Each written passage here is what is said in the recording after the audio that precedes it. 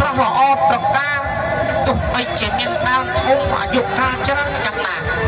ក៏នៅតែមានស្លឹកពណ៌លំអទៅដោយពណ៌បៃតងខ្ចីជាចម្រុះពិសិដ្ឋបក្សីបក្សាទាំងឡាយមានផ្លែផ្កាទុំចាស់ខ្ចីខ្ញុំបានមកហាត់រៀនជាច្រើនឆ្នាំខ្ញុំបានដើរសពអស់នៅព្រឹកព្រៃសម្លឹងមើលនិស្សិតបក្សាបក្សីកំពុងតែហោះហើរអំពីនេះដើមឈើមួយទៅដើមឈើមួយ